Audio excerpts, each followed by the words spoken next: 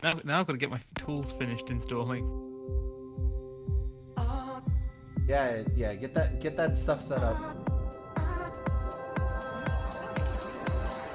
It'll be like one of the first few times I've ever played VRChat, and just because you've dragged me here. Exactly. I'm going from breaking shaders at work to breaking shaders here. Yeah, and you can do a lot with shaders here. I've seen people make entire games. Oh yeah, the recreation of fucking Doom and the shaders. Yeah.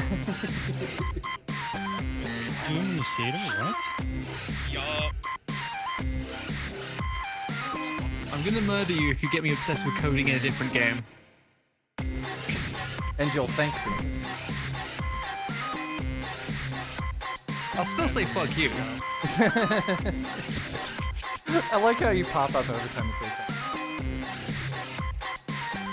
Hey, I have a question. Would you want it any other way? No. What was the question? Sorry, Can't see the screenies unless I do this. Here, I'll post all of you the link to the live stream. Right now it's a mess at the moment just because we're in the pre-live stream and I don't have VRChat music. Hello, Dom. Wait, will I have to restart VRChat once this is fully set up, or is it just something that links in automatically? For what? I'm just setting up the Unity workspace and things, or is that something that runs separate? I don't know whether it's It runs something that links separate. into your player and you can just render. Ah, perfect. Alright, I'm just Yeah, sending you to can go everyone ahead and a build link. worlds and upload them and watch for all while running VRChat. And then I'm curious about the star floating around. My star. If it's distracting, I can switch models. Oh no, I'm not saying it's bad. I'm just more curious as to how to do that sort of shit. It's actually really simple. I can teach you. When you get too close, I can't. But yeah, I'm loving the weird pulsating. Hide my avatar and show them. Watch the login animation. Oh god, fine. Let's Wait, how do I see. select you? Is there anybody who haven't When you- sent the link to the live stream yet?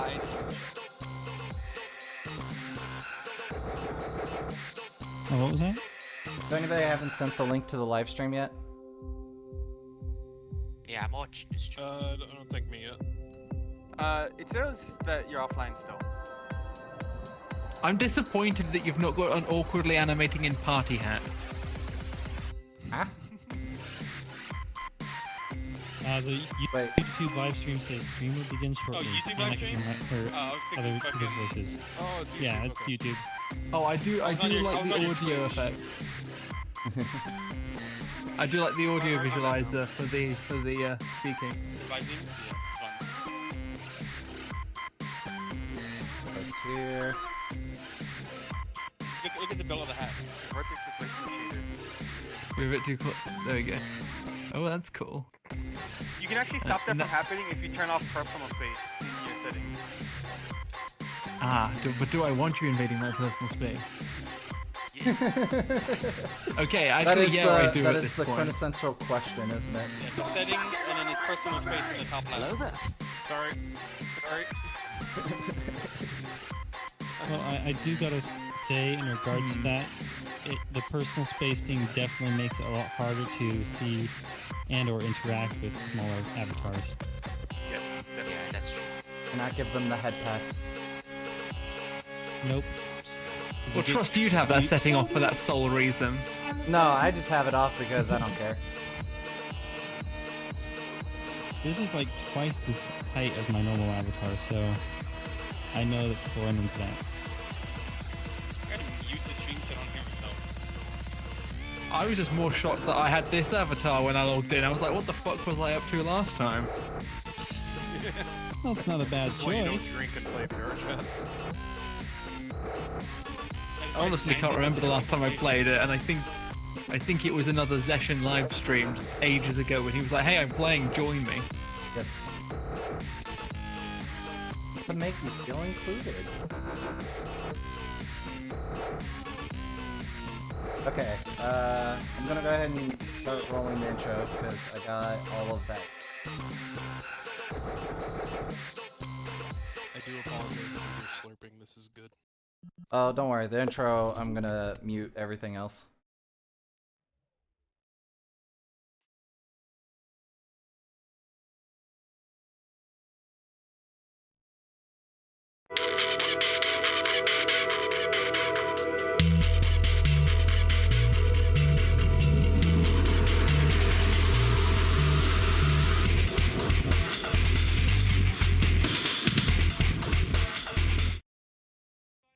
There we go. Crank this back up. Corrupt them all. Alright, welcome everyone to the first Udon class run by Heroes and Fools. Today I'm gonna hopefully get you guys up to a point where you can start messing around with Udon yourselves. So, quick question with everybody who's in here. Does anybody have coding experience? No. I do a little bit. No. Yes. Okay, A so lot. Did like 3 That's pretty much all I do. college. okay, few I'm few actually people. programming right now. Yee. So a few people here who have done programming, a few people who haven't. What I'm hoping for is by the end of this, even if you don't have programming experience, utilizing Udon Graph, you'll be able to manipulate the different nodes to figure out like how things could potentially work. But this will require a little bit of getting into programming because it's pretty much based on the same context as C#. So yeah, to get into more complex stuff, you'll definitely need to dive into that. But to start off, make sure everybody have your Udon environment open. We're going to go ahead and get started. And everybody who is following along in chat, you can follow along as well. You're showing the wrong scene, bud. Also, your chat is your scene is static. Oh. There you go. You got like Well, a that's picture great. to hide our ugly mugs. So apparently streamer it here. showed a screenshot. Hang on, let me make sure that works. Apparently, Can't have a stream without a little bit of scuff. yeah, it's we're doing a live. Okay, so that's the window. Window, which was okay. You let still me- got like a still picture sitting on it instead. There we go. There you go. yeah, I swapped it. Okay, well, Do you want us to open Unity as well? yes, open Unity. Everybody who is following along in chat or in the classroom, go ahead and open Unity now. Sure, I'm like, okay, there. I can't open it. Okay, so Okay, if you guys watched the previous video, you should have an Udon environment to, quickly check, make sure you have like the VRChat SDK here, and also we'll check in a second to see whether or not you have Udon. Now, if anybody has a question as we're going along, just say I have a question, and I'll pop back in to answer it. I did none of what was before. None of what? I was not here. Pre-set up. Yes. Oh, You're a silly sausage. The video I said, okay, Scoots, quickly go to the video. Just mute yourself, go to the video that I sent you before, and get your environment set up. Yes, and sit in the dunce corner. Okay, so yeah, Scoots will quickly try to catch up, get your environment set up. If you have any questions at any point, just ask a question, just say I have a question. Okay, so the first thing that we're going to need is, this is just typical setup, is we're going to need like a plane for the player to stand on so you can actually move around. So yeah, you just right click, 3D object, and then plane. That gives you an object in there. And we're also going to go ahead and set up our descriptor, which is required for VRChat to know that this is a world. So you're going to right click, create an empty. When this game object, you can call it whatever. I usually call it spawn because I treat this as my spawn as well. And once you have that, click add component in the inspector. Now, if I'm going too fast, please just get my attention. This also includes anybody in chat. Just hail me down, say I have a question. If your environment's probably not going to be the exact same setup, but the inspector should be over here. The hierarchy should be over here, and your project folder should be down here. If you don't have any of these, you can go up to this window and find it within this setup here. The VRChat control panel will be here, and that's what gets you this. So with this spawn in the inspector window, you're going to hit add component, and then type descriptor, and you'll find a scene descriptor. Now, we're not at the Udon stuff yet, but you do need like a world setup in order for this to work. So the next thing you're going to need is set your spawn size to 1.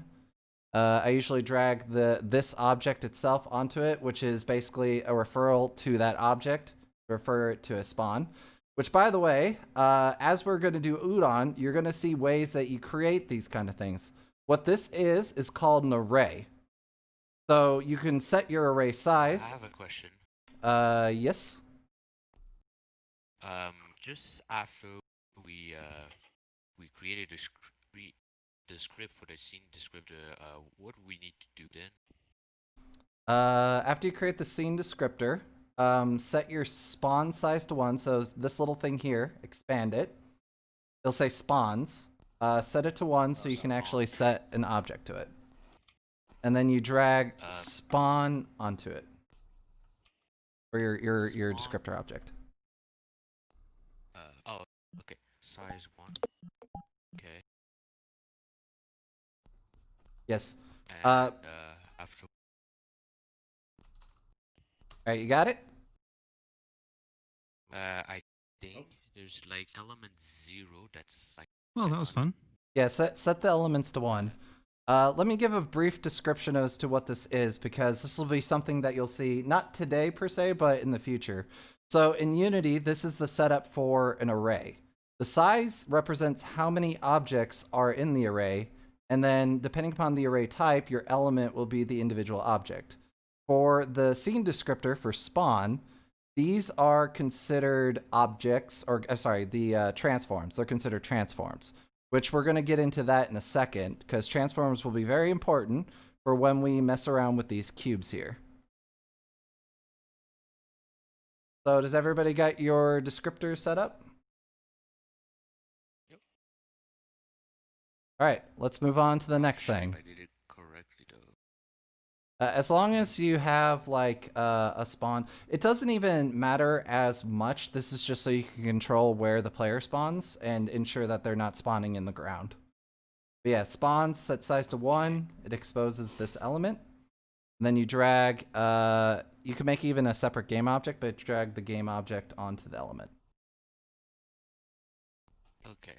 All right, so for the next thing, we're going to actually start creating what will be our spinning cube. So in your hierarchy, right-click, go to 3D Objects, and then click Cube. You're probably going to want to move this cube somewhere, maybe, scale it or whatnot.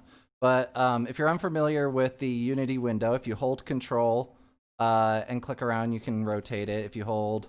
if you mouse scroll, you'll zoom in and out, and that kind of lets you navigate. And these arrows here will allow you to move your cube. And then if you push R, you can then scale it by dragging this, clicking and dragging the small cube. Yes.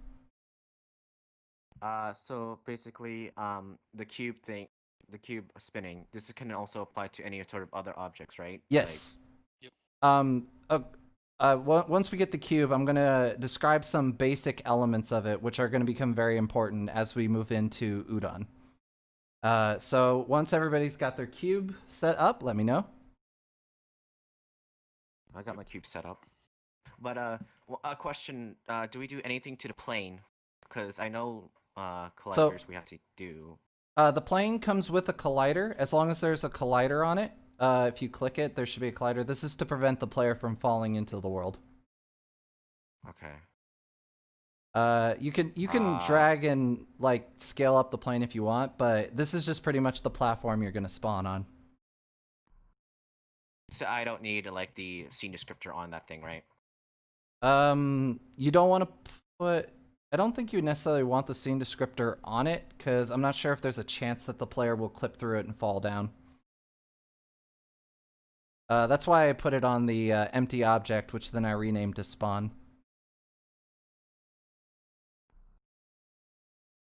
Alright, any other questions? Nope. I'm good. Alright, so on this cube, you can leave the box collider on if you want. I'm gonna remove it just so that way it doesn't collide with me. But what we're gonna do here is on the cube itself, we're gonna add a Udon behavior. Now, this is the basically this is what would normally be scripts in Unity, but this is the interactive element that VRChat uses to essentially convert this to a language that Unity knows so that you can actually program it. So within the Udon behavior script, we have a couple of things. There's synchronized position.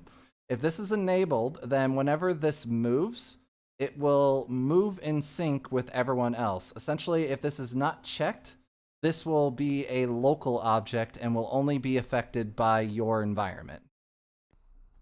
The second one is allow ownership transfer on collision. This is essentially if you wanted an object that people can throw around, bump into, or whatever. There's detailed specifics for object syncing, which makes it important, but for now, this is not something that we're gonna necessarily care about. But mainly gonna be a matter if you want to make an object you can throw at somebody and they can catch and then move it. And then the last part, which is going to be our Udon program source. This is what's going to attach to our actual program. So if you have UdonSharp, you'll have in your selection Udon, what looks like C number pad, which stands for C#. You're going to want to, for the start, switch this to Udon graph. Because the first thing we're going to do is create the spinning cube script within Udon graph. So select Udon graph and then click new program. I have a question. Yes.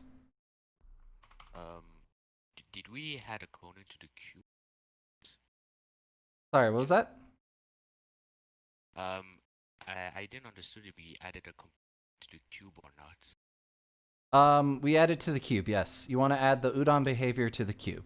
So click the cube and then add the component to that. I don't see the Udon behavior. Did you install Udon on your project folder? Or sorry, in your project? VRChat SDK3? Yeah, the VRChat SDK3. Yeah, I did. If you Do I need did... to search up for Udon? Yeah. Udon behavior. Okay, never mind. Oh, okay. You got it. Okay, everybody else good? Found the Udon behavior? I think I imported mine wrong. I'm just changing it back. I got Hello, Udon Fizzy. behavior. I'm just set up a new program. Is that okay? Yes. So everybody good? You made your new program? And once we added the script, what do we need to do then? Okay, so you're gonna want to find it. Usually I like to rename it. So you'll see that it adds it to the program source. If you click it in your project folder, it'll take you straight to it. You double click the name. You can rename the script to whatever you want. I'm gonna call this cube rotate. You can call it whatever you like. And this will be our primary script, which is going to rotate the cube. Yeah, man, spinny boy. Yes, the spins. Essentially doing exactly what this is doing. Okay, Where do we rename it? if you, in the project folder, if you click the name, it should highlight this. Sometimes you might have to double click it, but it should be just like a single click on the name. Then Another we thing that you can rename do it. is you can press F2 on your keyboard to start the rename process. You when can it's also selected. right-click and rename. Yes. Yeah. All of those options. Okay. This is why I'm glad this is a class. You're spoiled for choice. Yes. Yeah, I'm glad that I found F2. It comes in Sorry handy if I for like other this. things like in Blender. Yeah. All right, if anybody's in chat is also falling behind at this point, just let me know. Now the next thing I wanted to explain. What was that? I'm far behind. Um, Oh, you're So, lagging, Weeb. Oh. Oh. Good. Still a little bit laggy. He's No. fine on my end. Okay, well, how about let's do this? Somebody translate his question. So I have yeah. He has the new program up. What does he do? So if you cube, click the new program. We're at a portion where we're renaming it. So if you right click and do rename, or click the name itself, or click press F2, you should be able to rename it. We haven't gone past that point yet. Okay. I renamed it already. Hey, now you're better. Okay, before we get into this, I wanted to explain some information about Unity objects. So if you click your cube, you'll notice that you'll have a transform. So everything in Unity that is in scene is a game object. So by default, everything should be a game object. That's not the same for classes itself. Basically, game objects can house scripts, just like it's housing the Udon behavior, but everything in scene is a game object. Game objects have a lot of information attached to them, such as components. Each one of these is considered a component on the game object. The cube mesh filter, the mesh renderer, the Udon behavior, these are all considered components. There's ways to get components, but the one that we're most interested in, because we want to spin it, is the transform. Now, unlike the other components, every game object, by default, will always have a transform. So you can always access where the object is in scene, its rotation, and its scale. And that's going to be important. Mine says copy assembly to clipboard instead of open Udon.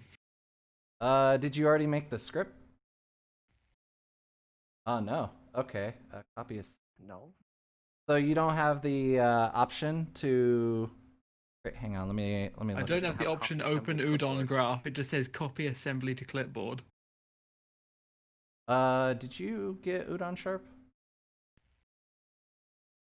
Wait. Yeah, I've dragged them both in. Oh, that's because you already need it. Because, like, you're looking down here, right?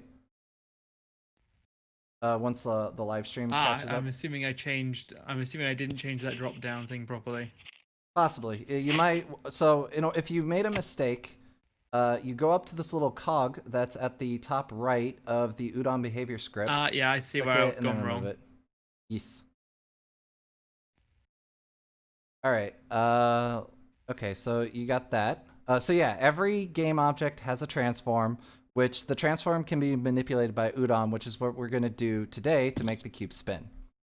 So to actually get into programming, what you're going to want to do, you could either click the cube itself, or click the script that we found in our project folder, and we're going to want to click this button here that says Open Udon Graph. This will be housed inside your Udon behavior script. You click that, and we should get a pop-up right here, which is going to be our Udon window. Everyone got that? They're still doing trying to the figure out copy where's assembly the to buttons. clipboard. Huh? Well, Oh, so what I'd done the same thing wrong. So when you're creating the program, there's a drop down that you've forgotten to click. So you need to click on the program, hit the delete key, then hit the drop down so you can then choose a graph instead of assembly code. Then you can click new program and you're in the right one. Wait, so we have to take out the Udon behavior? if You in the Udon behavior, you can click on the file where you clicked new program, and if you've got that field selected, you can just hit delete and it will empty the field. Then it should come back up with create new program again. But there's a drop down just below that. Okay, give me a second. all right, we'll wait a second.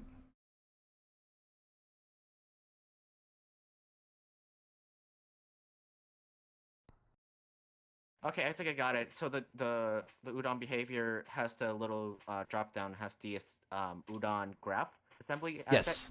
Is that what we're supposed Yes. to do? Yes. Make sure that is selected, and then hit new program, and it should make a graph program. I got it. All right, everyone good? I don't got it. Oh, you don't got it? What step are you at? I'm trying to figure out where the graph thingy is. Okay, so when you click open graph, it should show up in the center. I don't even see the button open graph. did you also create an assembly as opposed to a graph Udon behavior? I don't know. Well, to verify, let's see.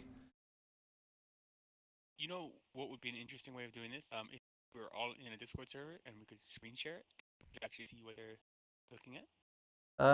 True. I'm Yeah, also streaming it though. If you guys want When to you link click on the cube. Yeah, if you guys want to link up in a Discord, that you could easily screen share to each other. That could be hard, Yeah. So mental notes think for it should next be time. I get it. This is the first time, so you know. Yes. So by default, it's usually on the Udon assembly program. If you say new program with that, what it's going to do is create an assembly object. This assembly object is not going to necessarily let you mess with it, because the idea here is you're supposed to paste the assembly code in here, and this is a way that you can share code with each other, since graph itself has just a bunch of nodes. So what you're going to want to do is click the program source, just click it, hit delete. Once I catch up in stream, you should be able to see that. So you click that source, hit delete, and then there's this drop down right here. You're going to want to click that, and then make sure to select Udon graph first, and then hit the new program button. I'm sorry, I'm really confused. So in your Udon behavior script, so you selected your cube, right? Yeah, I selected my cube. All right, so in the inspector, where it says Udon behavior script, see that? Yeah. All right, go down. You see where it says program source? Yeah. All right, you see where it has your cube object there, that little thing to the right of it? Click that. Yeah. Hit the delete key. Delete. Yeah, your delete key on your keyboard. And it should say none. Yeah. Oh, okay. And then it should say none. Okay. All right, now what you should see is right below that, there should be a drop-down box. It says Udon graph or Udon assembly or something like that. Click that. And then scroll down till you see Udon graph program assist or asset, my bad. Okay. Click that. Now click new program. Okay. And now you don't necessarily have to rename the program if you don't want, but the prior step was how to rename it. Okay. I'm also a bit confused. I don't really know where we're at. I actually leave for the I'll get us caught up in a second. As soon as I catch up Phil here on the like getting to the Udon graph portion open. So with that, you should now see on your object something that says Open Udon Graph. Yeah. Click that. And everybody who isn't on this screen right here, which is the Udon graph editor, if anybody is not there, let me know. It says like Udon Alpha. Yes, VRChat. that is the graph. That's what you want. Okay, I'm good. Okay, is everybody at this screen? Yeah. Okay, so we're gonna move on from here. So this is your main editor. This is what you will do to create your Udon graph code. The first thing that we're gonna want to do is we're going to want to create an event. Essentially, the way code works is things execute based upon areas or events that trigger off. So one of the most common ones, and also one that you'll want to use sparingly, is the update event. Update fires off on every roughly frame. It depends because there's different types of updates. But note that this will be something that will be going off all the time. And since what we want to do is rotate the cube and keep it rotating, this is perfect for us because we can continuously update it. So what you're going to want to do is there's a section in the upper right called Add Node. You guys see that? Yep. All right, go ahead and click that, and that'll bring up the menu, which will have pretty much every possible node that is within the system. So you got system, which is pretty much like base computer stuff. It's from the system library. It's a lot of things that is like very typical to any project. You have events, which will be our Unity events and also our VRChat events. Special, which contains things like branch, block, and whatnot, which are things that we'll cover in a future class. Got types, VRC, Unity engine, a lot of things that you can potentially use. So what we're going to want to do is click events, and then you're going to want to scroll down till you find something called update, which is at the very, very, very bottom. Alternatively, we have a search bar at the top, which you can just type in update, and it'll filter through until it finds it, which in this case, it's at the very top under the folder event, and it's the update event. All right, so go ahead and click that, and you should have a object that looks like this. All right, is anyone confused? Yep. Nope. Wait, so what do we choose again? Event. You want the event update. You can search update in the search bar. Scroll to the very top. It should just be update.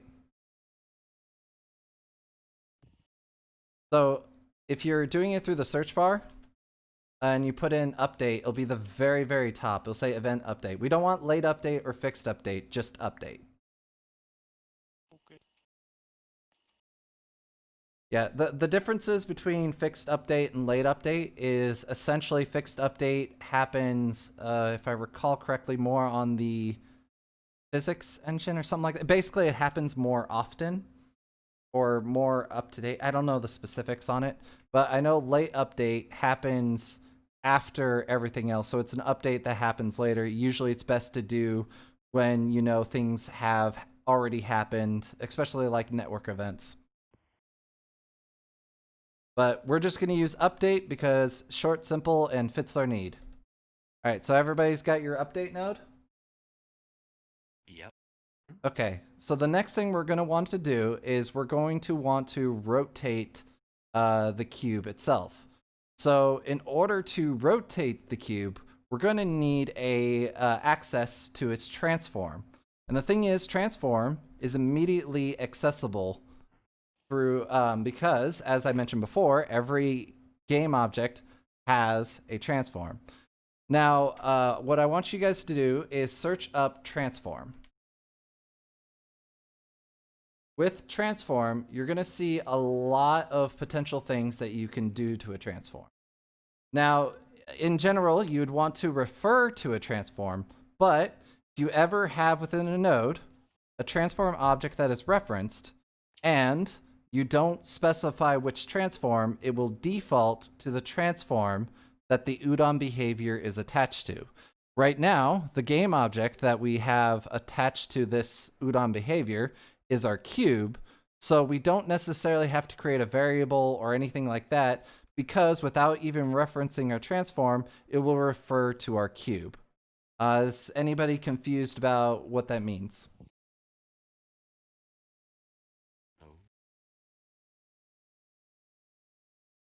All right, so we're going to want to rotate this transform. So if you put in transform and then you have dot, you have a couple types of things you could do. So if you have something called .get, the idea behind a get is you're wanting to get information about that transform. But what we want to do is we want to change something about that transform. So we want something called a set. So put in transform.set, and you should see a variety of things that we can actually set, including Euler angles. We can set the forward. We can set the has changed. But what we really want to do is set the rotation. Oh, wait. Okay. That's not the thing. Yeah, you're using a transform rotate Yes, instead I'm of the doing. actual thing. Yeah, I'm doing. Hang on. Let me back that up. This is an alternate way that you can go about it. I realized that the way that I did was calling the transform rotate. So transform. I think the difference between the two, one of them you basically need to get the rotation and then set it, then add to it and set it back. The other one you're just rotating by that increment. Yeah, as part of the transform object, there's a method called rotate, which basically is already doing all the things that you would do to like basically set the rotate. So my bad, we're not going to be setting a value, we're going to be calling a method. So instead, just put in transform.rotate. If someone asks, it's magic.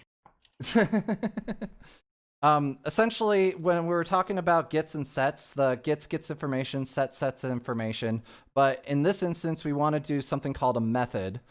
Gets and sets are technically methods, but more specific to getting and setting information.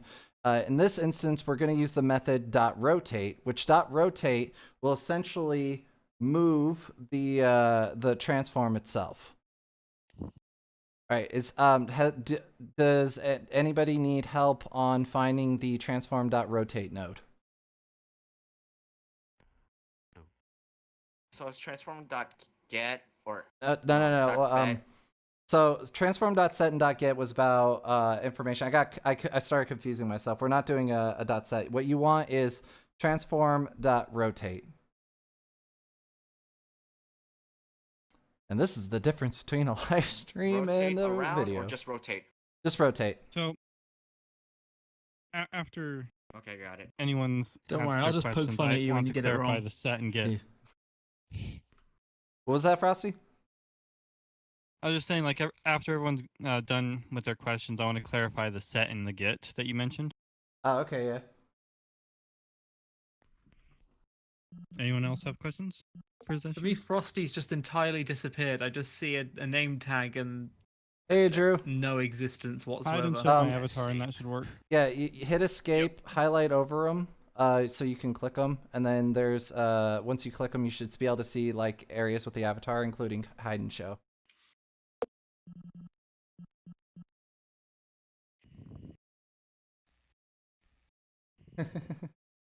All right, so I haven't heard any more questions, so I want to clarify what Zeshan was talking about with the get and the set, like get rotation and set rotation. If you go back to math, algebra, basic algebra, you have variables such as x equals or y equals, etc., etc. Like you're assigning these letters to numbers. And when you are getting and setting something, all you're doing is it's like an equation, x plus 5. That is when you're getting the variable 5, or whatever x is, sorry, you're getting the variable x, and then you're adding 5 to it. Now, if you say x equals 5, what you're doing in this case is you're basically saying set x to whatever value I'm providing to it, in this case 5. Yeah, so the way you could do that to basically rotate a cube is if you have a value which is utilized in rotation. If you're modifying it elsewhere, you could then set the rotation value to get that same effect. Or you can do other things like make the rotation based upon something else and then set that rotation. But in this instance... And this is why they talk about needing math for programming. Yes. Programming is math. It's just pretty much binary logic and a little bit of maths. It depends what you're actually doing as to how much math you need. If you're doing physics, it's definitely math. Okay, so everybody has your rotate object? Yep. Okay, so what we're going to want to do is we're going to want this to execute. So how this works is Udon basically plays each node based upon this little arrow here. And this is where Udon gets its name. Because if you click and drag this arrow, you get this basically a noodle, which then you can attach to something. So if you attach it... Told you it's spaghetti code. Yep, it is spaghetti. It is. It's literal spaghetti code. So if you click the arrow and then drag it to the other arrow, basically the arrow that is on the rotate object, you will connect these objects. So what this will do is the update event, when this happens, will travel along this noodle into the rotate object, or into the rotate node. This means that this node will execute whatever is a part of it. So if you were doing a get, a set, or this rotate, for instance, it will actually do this on the update. So then update happens again, and it will execute this again, update will happen again, and execute this again, and so on. Anyone confused about connecting the noodles? If you ever had any experience with Blender, it's the same kind of thing with their node graph editor. Yes. Okay, so what we're going to want to do now is set the values for this rotation. So .rotate basically allows you to input the axis of the rotation and how much it spins. So the axis of rotation is basically at what angle, or I think it would be angle. No, I don't think it's like necessarily. Basically, it's a Euler object that represents the rotational axis. What we're going to want to do is rotate it around the y-axis. So if you put on the y box, the box next to the y, set it to 1, what that will do is tell Unity that it wants to rotate around the y-axis. You can mess with these values later after class to kind of get an idea of other ways that you can have it rotate. But for now, we're going to just have it spin along the y-axis so it spins like this. And now we want the angle of change, basically how fast it spins. The cubes that you see spinning right here are spinning at an angle of 1. This also kind of shows how often this update happens. By only spinning 1 degree, it spins at this speed. You can go ahead and experiment with different speeds, but I would recommend, since this is happening on the update, not something too fast unless you want a cube that's out of control. Is there a render method, the one where you get to change it on the render updates? On the render update, I don't think so. The updates that we have... You know how Unity's got update and render? Yeah. Let's see, is that an event? I'm not sure if they give us access to that. If you look for render... Yeah, if it's not within the list of events, then they haven't exposed it. Given the fact that I think the UdonSharp behavior thing, they're controlling it, I don't think that if it's not in the coded version, then they won't give you access. Mm-mm. It's essentially kind of like a wrapper class, almost. And they exposed only certain elements that they want you to be able to use. I can understand it, but it also seems a little less efficient, but okay. It is what it is. Oh, hey, helper. Okay, so now that we have that attached, we have our Udon code pretty much set to be able to spin our cube. So in order to compile this, and this is the kind of finicky thing, which I will also mention that Udon is currently in alpha. This is also one of the reasons I don't particularly like Graph, but they are actively updating it, so it might be better in the future. But getting this to compile is a little finicky. My method that I usually go by is make sure to hit save. So Control S. So if you click your box, Control S, you save. Hit the manual compile. And then once the manual compile is hit, go ahead and hit play on your Unity. The play button is pretty much at the top. Pre-render or on render are events. Ah, okay, so yeah, on pre-render and on yours render turns are red. events. Oh, that's good. Now, if you 'Cause hit, I was gonna say, imagine if you were trying to do all of the logic for Minecraft every single render frame. That would just be horrible. Yeah. So if you hit Hopefully they'll do play, it faster. I have a question. yes. Oh boy. When I hit play, my cube is not spinning. Well, so Mine's doing the same. yeah, so this is part keeps of what spinning. I was mentioning before. Getting it to compile is a little fickle. So if you go back to your Udon graph, what you might need to do is click your cube object in the Udon behavior.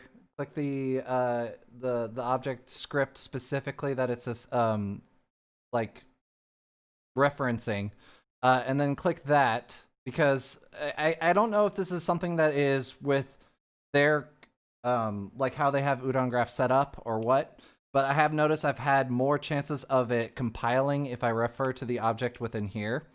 If I refer to the object within the scene, it seems like it's editing almost like a...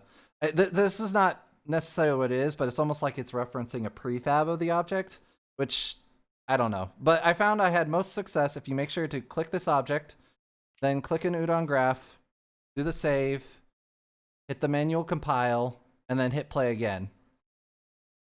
I'll make sure that your noodle is also connected and that your axis is set to 1 on the Y and the angle is set to 1.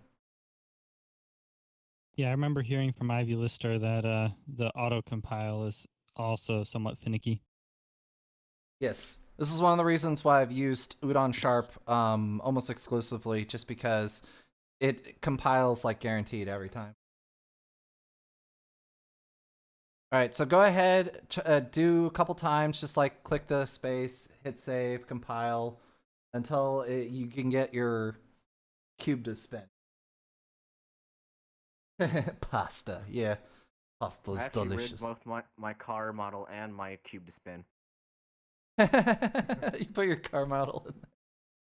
Yeah, but the car model's on a different axis, so I had to set it to like different. Right.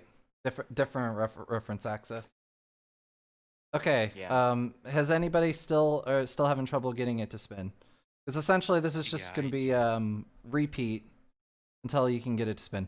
All right. On your like Udon graph. I just realized I'm an idiot. What? I didn't set the X, Y, or Z to anything. I just left it at 0. I was like, yes, this will rotate.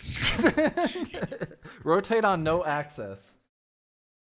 Okay, so real quick, make sure go into your Udon graph. So like clicking the object as I said. Are you confused about how to get to that? No, I mean the Udon graph now. What was that? Sorry, I didn't hear. Bro, I said that I'm in the Udon graph right now. You're in the Udon graph. Okay, so you see the update node. Uh-huh. All right, the arrow is connected to the rotate, transform.rotate, right? Yeah. And it is transform.rotate. It's not transform.setRotate, right? No, it's transform rotate, yeah. Okay, transform.rotate. The instance node should be set to nothing, right? What do you have? Yeah, so you should see something that says instance. There's nothing connected to it. How many noodles are touching your graph? No, it's just like the arrow from update connected to the arrow. Yeah, just one top noodle. left from transform. All right, for access, go ahead and read out your values. It's x0, y1, and z0. And your angle is 0. Set your angle to 1. Okay. All right, go ahead and save and then build. Essentially, the angle is how fast it will spin. Essentially, the number of degrees it will rotate. You want it to set to 1 because otherwise, if it's 0, it won't rotate. But it's still not rotating. So once you set it to 1, Control S to save. Hit that Yeah. manual compile button. Yeah. Now hit play. It's loading. It still doesn't work. Okay, you're just gonna have to keep repeating it until you can get it to rotate. Essentially, this is one of the core You problems. might not have it connected. I was gonna say, could he potentially have it so he's trying to compile a script that's not actually on the object? All right, Phil, what I'm gonna want you to do you know how to take a screenshot of your screen? Yeah. All right, go ahead and take a screenshot Udon of what you graph. have set up and send that to me through Discord. Okay. All right, Yeah, while he's that doing would that, be is anybody else having any issues getting it to rotate? I'm just messing with the rotation. Spin! I'm Spin! trying to figure out the positioning. See if I can mess around that. The positioning? Like moving the position? Yeah, yeah. That There's would set be... position, get position, but there's no Yeah, transform dot position. is there a dot translate? Yes, there's a dot translate. Translate is essentially your action of moving along the XYZ axis. Try rotating it while telling it to move. Oh, God. Just make it even move in a more. giant circle. Yup, Hey, that's what man. I was planning to just mess around with. Not only that, but you got to make it so that the angle is random. That way, it's Next not thing you quite know, a we're circle. All right, you have We're everything. gonna be using cubes like they're turtles. Oh, my cube's gone. Oh, Easy it's off into gone, non-existence. and it's gone. Mess with this value, Oh. set the translate, and it's It's gone. moving so fast. Okay, one more thing, Phil, I want you to send me a picture of. Go ahead Yeah, and I in already the. did. What was that? I already sent the description. No. Another one. So, go ahead and in your scene, select your cube, and I want you to send me a screenshot of your Udon behavior script. Okay. Does anybody else seem to be rotating faster than his? I mean, what value do you have set? So Just 1 and 1. So there is a reason for that. While we're in VRChat, everything is slightly slower just because of more activity, as far as I could tell. But Unity that means your always code's is wrong. Well, maybe, but Unity is always faster, like in game. If I remember correctly, that's one of the reasons why Unity, at least base, has got the alpha value. So you've probably got some sort of timing value you're forgetting. It's what you're thinking of is called delta time. I wasn't going to be applying that Delta, to this that's class. Yeah, but we're not doing it to delta time, so it's doing it as fast as update happens. Ah. Yeah. Right now, we're just focused on get it spinning. All right, Phil. And that's what I thought. So what you have right now, on code, but Your what mic you is have too set. far away. Hold on. What you have editing right now is you're editing the Udon behavior cube Udon, but what you have set to your Udon behavior is cube. Okay. So the easy way to fix this is since you have the cube selected, you see where you have the. Let's see what that does. Okay, so what you're gonna want to do is with the cube selected. Yeah. And in your Nothing. the just as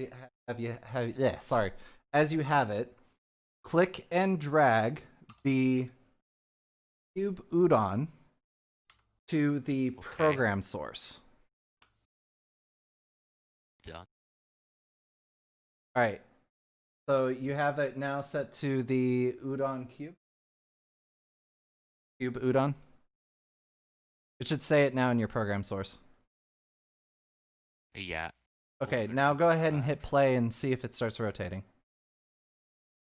Okay.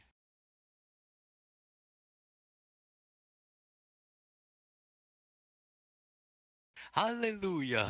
There we go. Yep. This is a quick lesson in essentially the Udon behavior. That little program source is essentially the program that it's referring to. So if you're editing a completely unrelated program, yeah, it's not going to help you there. You got to make sure that you're referring to the correct one. Yeah. Alrighty. So now we have knowledge on how to make a cube spin, ways that you can potentially experiment. However, as you start continuing with your experimentations, you might have particular values that you might want to be able to see. As you notice on this chalkboard here, I have what is essentially your name on the chalkboard, atop of where you're sitting, and also these two individual cubes. So when you're doing things like trying to figure out like what value something should be when it gets to a certain position, or what values a person is supposed to be depending upon what you're interacting with, it sometimes helps a lot to be able to see what the values are as the game is going on. So in order to do this, we're going to set up a canvas with a UI text element to be able to post these values into a way that we can actually see. All right, so go ahead and get back into your scene. And I'm going to first show you how to set up a canvas for those who might not know. All right, let me know when everybody is good and set up. I'm ready.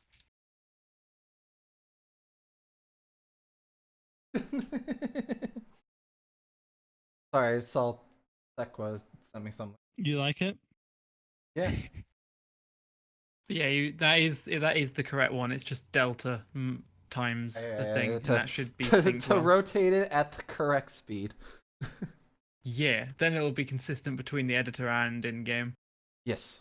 Okay, so with you in your scene, to add a graph, just go ahead and right-click inside your hierarchy. Scroll down to where it says UI. And then you can really like put whatever, but what we're going to start wanting is some text elements. So go ahead and select text. What this should do is essentially create this really large square, which is in its current state not very helpful to us. Essentially what UI elements are supposed to do is they are that, you know, like that little name tag above your head. I believe they utilize the UI element. I don't know if they still do, but that is one way that you can display text. You could also display text on a wall by plastering it there, but one of the most common things is some kind of heads-up display. But what we're going to do is we're going to convert it into an object that we can utilize in the world. So what you're going to want to do is after you right-click and created a text object, you're going to want to click this canvas that was created. With this canvas, you're going to want to go down to the canvas component, go to where it says render mode, and there should be a drop down here. You're going to want to click that and then set it to world space. What this does is rather than making it so it's something that would plaster itself on a camera, this is now a canvas that exists within a 3D space. It's a big ass screen. Yeah, big ass screen. So now what you're going to want to do is we're going to want to make this a small ass screen because we don't want a big ass screen. So what I found easiest is rather than trying to scale it in editor, I just kind of click the canvas. There's a scale value under the anchors section. Just go ahead and like set that to 0.1 for the X, Y, and Z. And then for the position, set that to 0. This is not really important to get these exact values, but this gets its center, starts getting it scaled, and then you're going to want to start messing around with the scale. Crap, did I don't know, whatever. You want to start messing around with the scale until your box is in a more manageable space. And then you can like press W to kind of move it around like this, push E to rotate it, but don't rotate it because that'll be weird. Yeah, move it around to a space where you can essentially see it. Actually, sorry. When I said don't rotate it, that'd be weird. Ignore that. If you need to rotate it, you can rotate it. All right, so I mean, sometimes signs get knocked over, so it makes sense. Yeah. Okay, so once you scaled it down, this canvas, it doesn't matter if it's like within that space. This is just kind of like a preview area. You can take your text element and start moving this around. It can exist outside of this space. It's fine. It doesn't necessarily have to exist within the space. But you're going to want to resize your text element to a point that you can see it. Although I remember if you resize it like that, it might get a little blurry. You might want to instead like select the text element, go to the text script, and there's a section called font size. You could also change that to change its size. Although if you change the font size, you'll have to change other things. You know what? Let's make this not complicated. I just essentially I would recommend once you go around experimenting, experiment with different things that you could do with this, because you can change things like the width here to give it more space for the text to exist. As you can see, it's now over there. So like I set mine to a width of 500, a height of 100. It exists here, and now I can actually scale up the font. And then I could resize it or whatever. Essentially, mess around with it until the font is somewhere that you like and is in a legible area. The exact values do not matter. It's all about preference, how you want to set it up. All right, is anybody confused about setting up your canvas? Not really. All right, everybody good? Okay. Yep.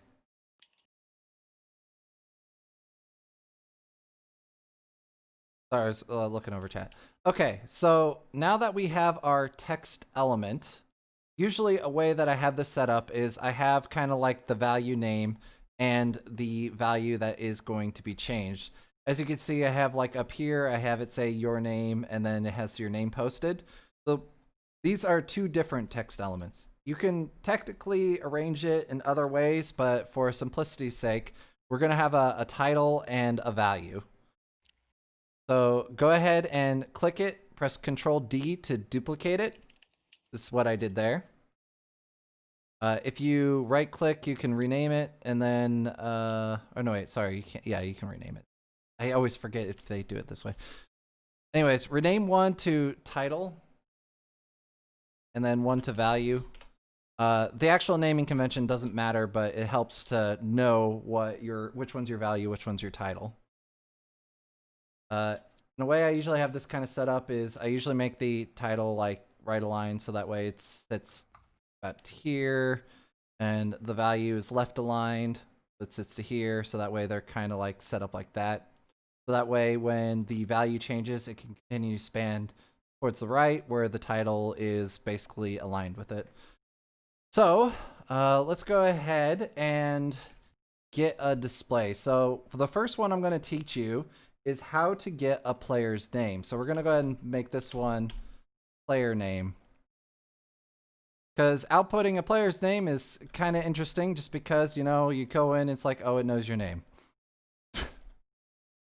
And now it's not creepily, stalking you. It just so happens to get your display name. It's just a normal value. It's stalking me. It knows who where I you live. am. You just have to set your name to be some sort of insult, so you think every single room's insulting you. Exactly. Now, I usually commonly set my value to value. It doesn't matter. You can put nothing here. It really doesn't matter. But what we're going to want to do now is we can even edit this within our cube rotation object that we were messing with before to get the player's display name and display it. So we're going to go ahead and click back over to our rotate. Go back into your Udon graph. If you need to click the button, go ahead and click the button. Or if you have the tab set somewhere, you can get that.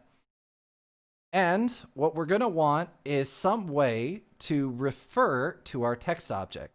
Now, in order to refer to an object, one of the things that you can do, as in the very beginning, as you saw when we were messing around with spawn, is create public values that you can set to objects that are within the scene itself. So what we're going to do is we're going to create a UI text element as a public value so we can set it to whatever we have in our scene. To do that, go ahead and add a node. And you're going to want to look up, I believe it's a UI text element. Yeah, UI. So type in UI text. And the very top thing that should appear is a variable.ui or variable UI text. You're going to want to add one of those.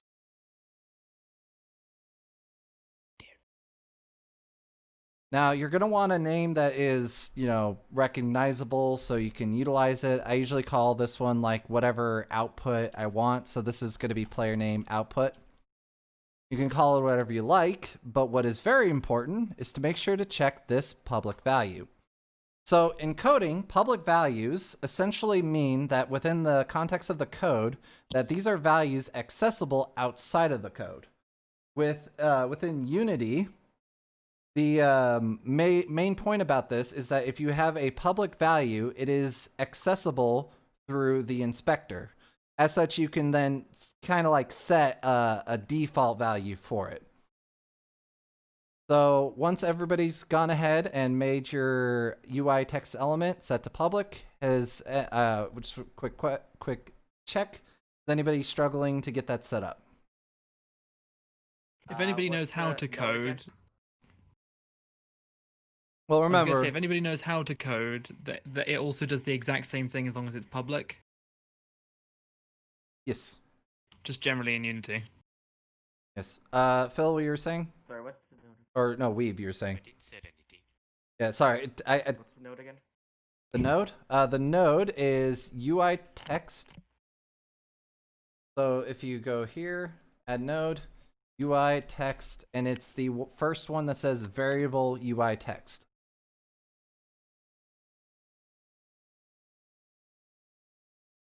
Got it? It doesn't say it. So when you do add node on the search bar, put UI text, no spaces.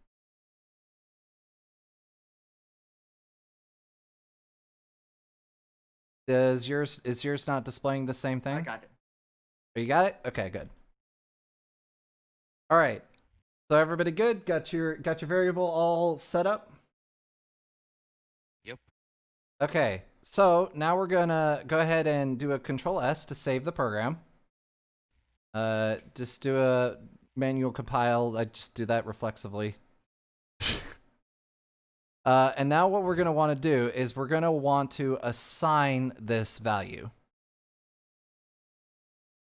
So we're gonna go ahead and click our cube. I'm gonna get rid of this because click our cube that's inside of our that we've been modifying before.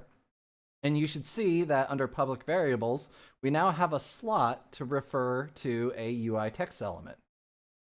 So now what you're going to want to do is go to your canvas within your hierarchy, and the value that, or the UI text element that you're going to want to have as your output, go ahead and click and drag and then drop it into that little handy box that appeared. Very similar to how in the very beginning when we were setting up our spawn with the scene descriptor, we're going to do the same thing with our UI text element. All right, is anybody confused at this step? Yeah, I got lost. Do I need like link the UI text the state or So something? So all you need to, do you see the element inside the Udon behavior script within the inspector? The element, the text element? The output name. So if I go back to like my scene, once it appears on stream, I have the cube selected, and then I go down and I see the Udon behavior script, and then down here there's public variables. Do you see that? No, I don't see it. Okay, so what you're going to want to do is go back to your cube, cube script. One thing I want you to verify: did you click the public button or public toggle instead of? Button. Sorry, the toggle. Oh, on the cube. Within your script. Within the script. So as you can see, I'm now back at the cube script, and I'm looking over the UI text element. Yes, I did. All right, so it's okay. Hit it. Just hit save, do a manual compile again, and then see if it shows up. Oh. Manual. Now I'm going scene and cubes. Public variable, is that what? Do you see anything on public variables now? Yeah. Okay. Yeah, I do. This is also, by the way, another way you can determine whether or not your code is compiling. Because if you add an extra element and, if you add another public variable, once it compiles, it should show up within Unity.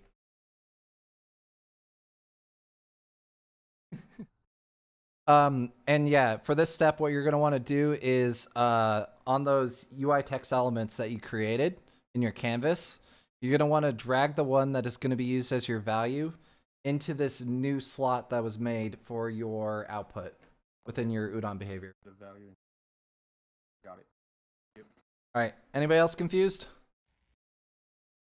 No, I'm good. Good. Okay. So now what we have is we have something that will be able to display a name.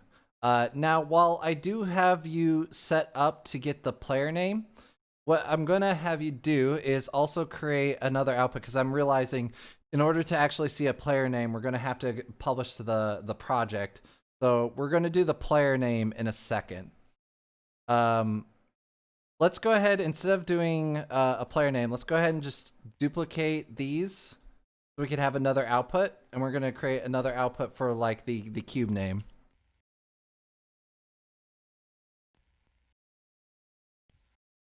I'm realizing that this might be a little bit confusing, but don't worry, we'll get to it in a second. Don't have to publish it local test. The only problem with local testing is you're not going to get a player name, so we're not going to be able to see once we hit play the actual element. Oh right, you don't have to publish, you could do a play local. All right, you know what? Let's scratch that. Let's just see how this goes. Don't worry about this. If you want to set it there, you can keep it there. We're going to do something with that later. We're going to go ahead and go with displaying the player name first.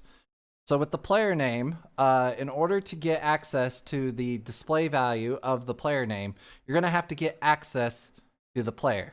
Now, this is going to be the one aspect that is a bit different, because players, or at least the player API, or the class that it refers to, doesn't have a game object. As I mentioned before, while game objects contain components, and a lot of times scripts can have access to their game object that they reside in, that element is actually protected for the player.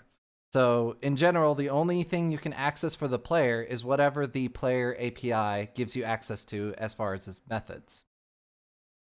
So we're going to go ahead and go back into here, and we're going to go and get access to our local player. So to get access to the local player, we're going to utilize a class called networking. The full name is actually like a VRC SDK base networking, but if you put network in or networking, it should find it. We're going to look for networking.get the get local working. Okay, so if you put networking space local, you should find this value, which is VRC SDK base networking.get local player. This is the node you're going to want to find. If you put in the search networking space local, you should find it. Put that on the cube name value. Was that? Where do we need to put it exactly? On what? Within the graph. Okay, within the graph, and name was networking space local. Okay, thank you. You do multiple testing with multiple clients. Yes, it's possible to do so. What happens? I was just curious if you could still do it. Yeah. What's going to happen is that when we launch it, because we're in desktop, it's going to launch a separate window, which will have you set in a local version of your build. Okay. Yes. Networking get local. What's that? I'm having a hard time finding it. Okay. Add node. Put networking space local. So networking space local. Got it. Thank you. Okay. Anybody else having trouble finding it? So, no, just like, what do we do with that node? I'll explain here in a sec. All right, if everyone's good, first what I want to explain is this is a different type of node. As you notice, there's no like ways to connect it with noodles, but you do have this kind of thing that you can attach it to, and it also has a different color noodle. So what this has is this is a method that will return something for you, and what it's returning is a VRC player API. When you see this, this is essentially a player. So whatever you could do with this would be affecting the player. The network.getLocalPlayer will specifically get you, whatever is the player that is currently playing the game. So, like for instance, if you do networking.getLocalPlayer and you have 3 players in it, for each person, it will refer to themselves. So for instance, one of the reasons why, like when you look up here and you see only your name is because even though we're all in here, the local player only refers to yourself, which is why when it says your name, and for me it says Zeshin, for Frosty it's going to say Frosty Frog, because he is his own local player where I am my own local player. Does that make sense? Free! Yeah. I want to be Zeshin, the Superman. Well, hang on. Here's my Superman glasses here. Change chalkboard, change. Now I'm Clark Make me Kent. Zeshin. Okay, so what we're going to want from this local player is going to be their display name. So if we go to node, we put in player. That should get like a list of all of this other things. Player API dot get. We're going to be doing a get because we want to get information from the player. And what we're going to want is this thing called display name. So as you can see with just putting in player API.get, the second option should be the display name. So go ahead and click that, and that should get a new node. Do we connect to that? Yes. So what you're going to want to do is take this VRC player API and then connect it to the butt of that. Because what it takes is an input of a player and will output a string. Now, a string is basically a value which is a bunch of text. There's various kinds of values, such as there was the vector3 that we were messing with before to do rotates. There's ints, which are basically numbers, floats, which are decimal numbers, string, which are a combination of letters and numbers, and, you know, the player API. All right, Overscape. So, yeah, combination of things, and what this is expecting is a reference to a player, and which we got from our local player. So now what we have is a string value, which is that person's display name. Now, we're going to want to put this on an output. So you can click and drag to kind of like move them around or whatever. I'm just going to move them up here. So what we're going to want to do is we're going to want to set the value of the .text value in here. Now, this is a mistake that I always make a lot of times myself. But this UI text element is an entire object that contains a lot of elements within it.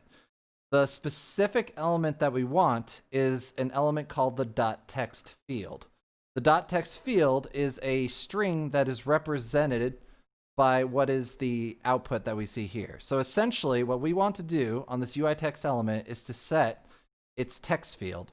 Now, quick question, can anybody tell me how to get a reference to the UI elements text field based upon what we've been doing so far?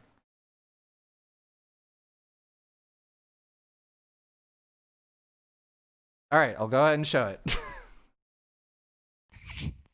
All right, so what we're going to want to do is we're going to want to get the reference of the UI text node. So we're going to go ahead and put in UI text. This will get a variety of different things in here. And since we want to get information from it, we're going to do .get. This will get a variety of we're not doing .get. We want to set something, don't we? My bad. Okay, roll that back. All right, so we want a UI text field. And we want to set the text value on it because we're not reading it. We want to set it. So we want to do a UI text.set. So this will get a list of methods of things that we can set. If we hit space, we can say text. And at the very top, what we have here is a UI.set for the text field because this is the value we want to be changing. So we'll go ahead and click that, and we should get a new node, which is the text set text field. And as you can see, this is a method because, you know, we're doing gets and sets. So this has to be connected with our little noodle setup. So we're going to go ahead and connect this one up as the next in the line from the rotate.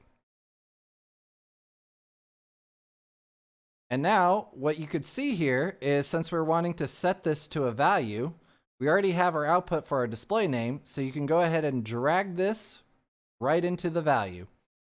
But there's something missing here. Can anybody tell me what it is? The output. Not quite the, well, yes, but what do you mean by the output? The output for the string on the yellow one, the low string. The instance? Yes. So we already have our the output for our string connected into here. So we got the value. But there should be an important element here that you should see right before that, which is the instance. So what we're doing right now is we're setting a non-described UI text element. So what we need to do is we need to tell Udon what text element we actually want to be setting. So what we're going to want to do in order to do that is we're going to do something to get a general value. So what we're going to want is just put in get, and it'll allow us to get this note here for get variable. What get variable will do will return a generic object. Object can will essentially, as long as it's the correct type of object, will convert to whatever object you're wanting to refer to. This is just kind of like what's set up for variable. But essentially, all you need to know is that what this will do is get the variable that we want to set. And this is looking for an instance of the UI text field that we're wanting to refer to. So by connecting this to the instance, what we now are telling it to do is which UI text field we're actually wanting to set. Does this make sense to everyone? Okay. Yep. Yeah. I got lost. Yeah. So specifically, while this text.set is telling us to set some instance of a UI text.text field, we have to be able to tell it essentially which text field we want to set, and that's going to be our variable here that we set before. All right, so now what you have here is every update, it's going to be constantly setting this. There's technically much more efficient ways that we could do with this, like we could set it up to happen on the start event, so that way it's not constantly setting this, but setting things on the update does help whenever the value were to change. For example, as you see with the position, or sorry, the cube rotation here that's changing, to constantly output whatever is the current value. It's usually the only reason why you would ever have it on an update, unless you can find a much more efficient event to fire it off from. Okay, so now what we have here is we have something to do the display, or to output our display name. So go ahead and do a save, do a manual compile. Hopefully we get this working. Now, one thing I always do to kind of encourage it to compile properly is I go ahead and hit a play. This is not going to display the name on our little area here necessarily. As you can see, you can kind of see it floating out there. But what I've come to find is that if you hit save and then you go to the compile and then you hit play, in general, you'll have like a 80% success rate in it compiling. Graph is a little finicky at the current moment, but alpha is alpha. Okay, I'm gonna go ahead and move my graph over here, just so that way it's somewhere I can see it when I spawn. But yeah, go ahead and go to your VRChat SDK tab, which if you don't have it here, you just go to VRChat SDK in the window up here, and then go to Show Control Panel. Make sure you're logged in. Go to the builder. Now, you might have to do some steps here if you haven't already. Just go ahead and like click the autofix or set or whatever the button is. Make sure you get your project set up. And then once you're ready, go to your local testing, click Force Non-VR. Make sure your number of clients is 1, and then do a build and test. The reasoning that we're doing this is because in order to get access to a player name, we need a player. And our current Unity project doesn't have a player. So by doing a local test, you'll have an instance with a player in it so we could actually see our player name.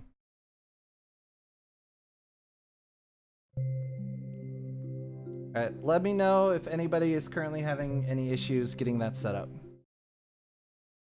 I have issues though.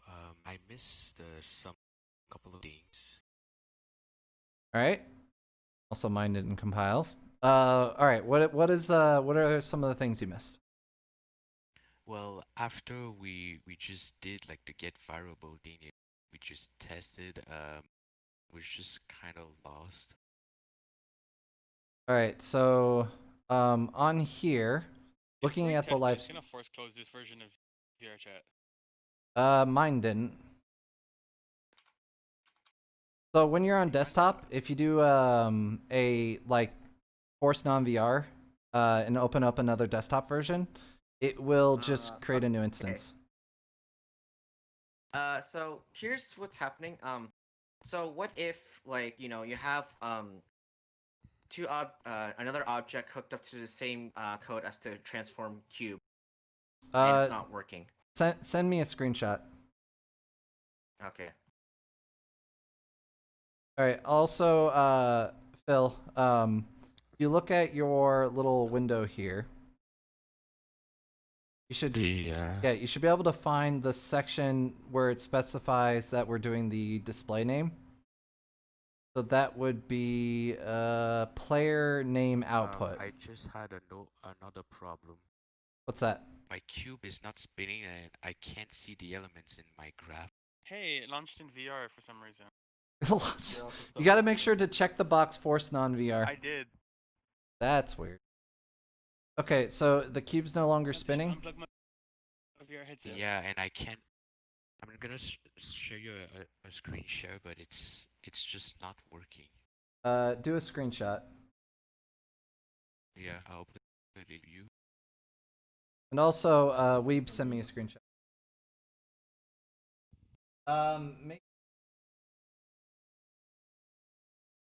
actual code that you're editing. So click the John? Nothing changed. Cube's no longer rotating. What? Yeah, we added an extra element, so depending upon how you had your references set up, it might be breaking. So let's go ahead and go through a checklist to make sure everybody has their elements set up.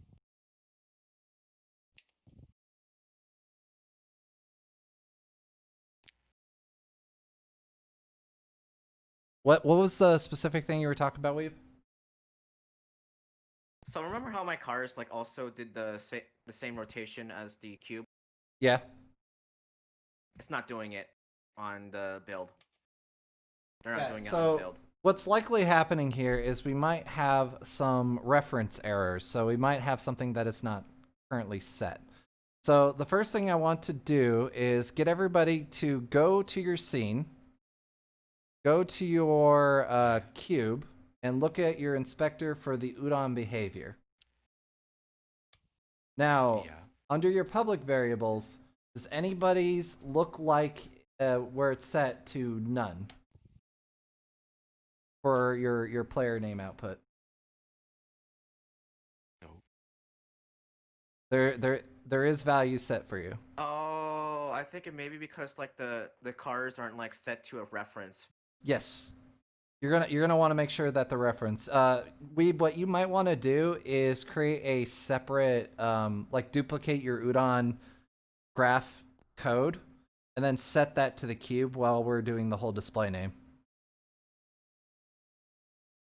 For anybody whose cube is not spinning, do any of you have the issue where this current value is not set?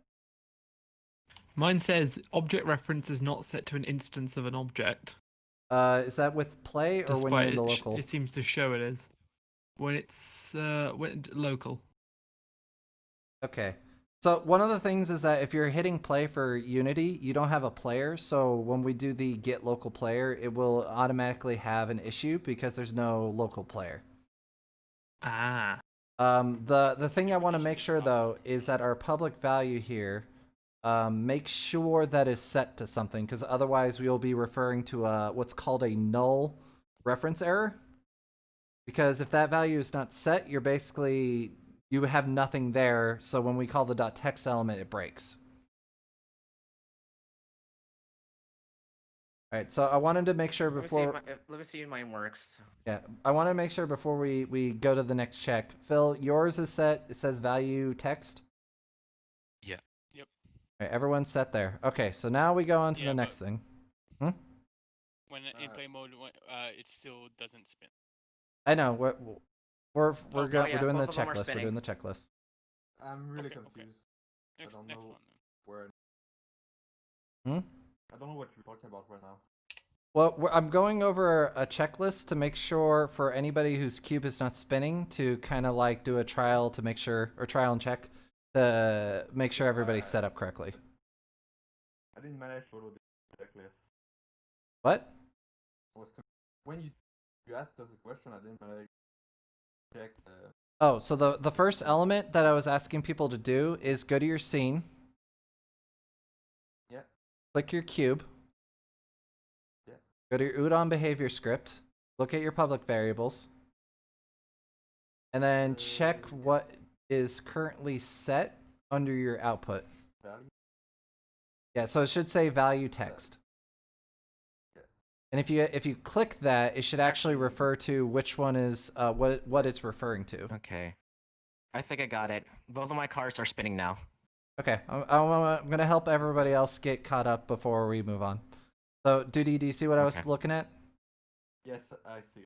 All right, so you have your value. I think at this point we made sure everybody had that value set to something.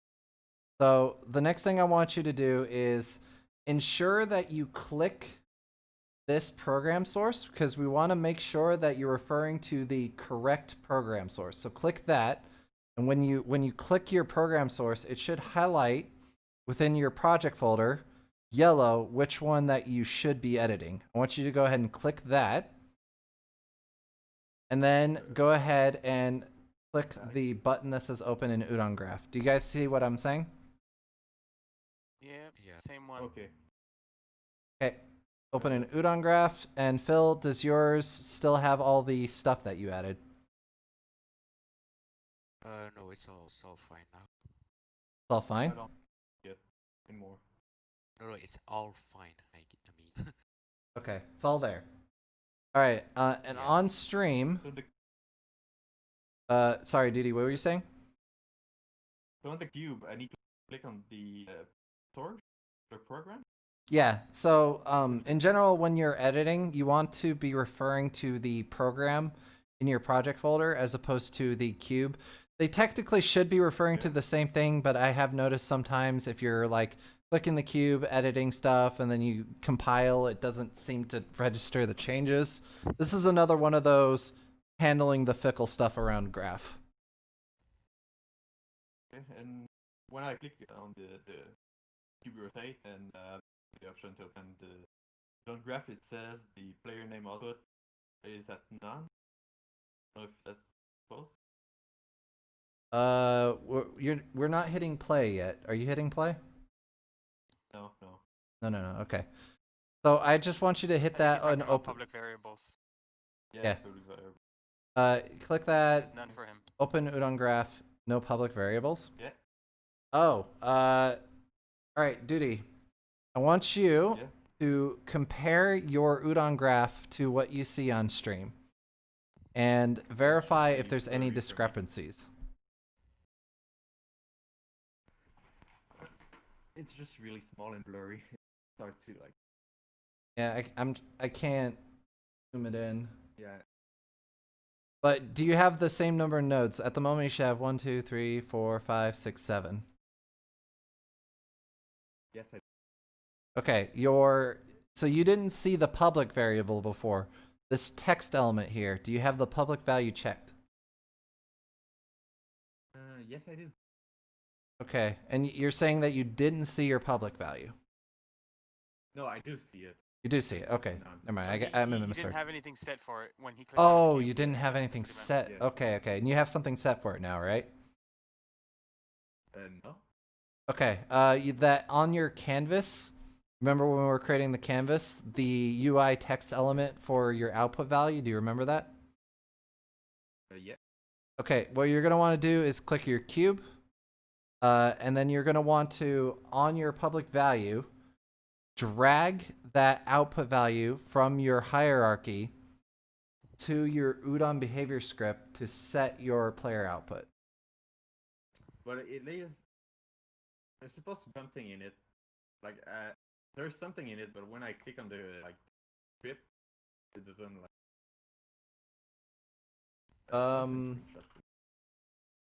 Wait, what do you mean?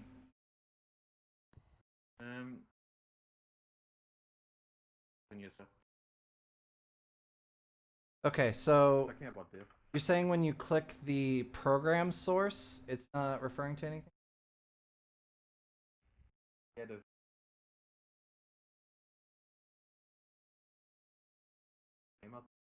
Oh. So, okay. When I was saying to open the program, that's when you want to click it in your project folder.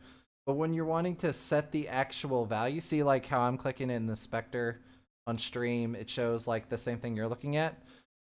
This is how I'd recommend when you're editing it to make sure to click this and then click your Udon graph editor. But when you're wanting to actually set your value, click the cube within your hierarchy, as you can see I'm doing in stream, and then that should have your Udon behavior script with the values that are set to it. Yeah, Definitely when exactly. I have that. The rotation stops the second I have the rotation connected to the tab. Yeah, we'll get to that in a second. Okay. Okay, but so Duty, when you're clicking the cube in the hierarchy, not your project folder, in the hierarchy, you know, the actual elements, when you click that cube, you should see this on your screen with your Udon behavior. Yeah, I do. Okay, and then here is the value that we're talking about, the value.text. You click that, it should have whatever you're currently setting it. Yeah, I do have that.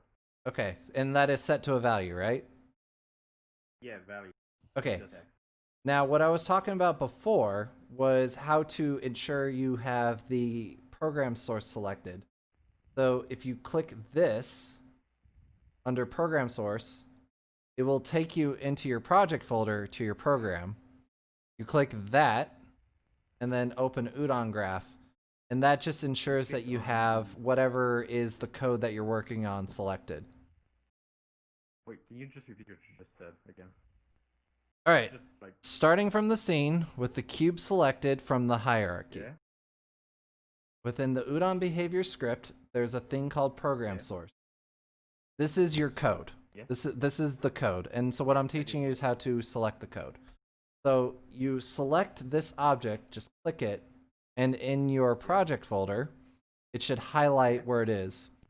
You click that, and it'll change your inspector. This is nothing in the scene. This is just essentially what is stored in your project folder. This ensures that you have the proper code editing. Like which code you want to edit.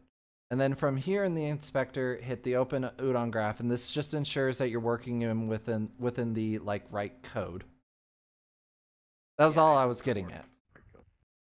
Oh, okay, that's what. All right. Now, the next thing that I was trying to get to, now that we've ensured everybody has their text value assigned, is to make sure everybody has this stuff set up. So, your rotate should be going into your text.setText. You should have a get variable, which refers to your UI text variable that we've already established everybody has set up correctly. This should be set to the instance. I'll drag this down so people can see. So your get variable should be set into your instance for the text.setText. And then the value should be pulling from the get display name, which is pulling from the get local player. Does anybody not have this set up like this? I do have a question. Yes. You know how you can around the graph with your mouse? Yeah. I'm not able to do that for some reason. You're not able to do this? Let me just see it. Yeah, once it pops up. Oh, the stream is lagging.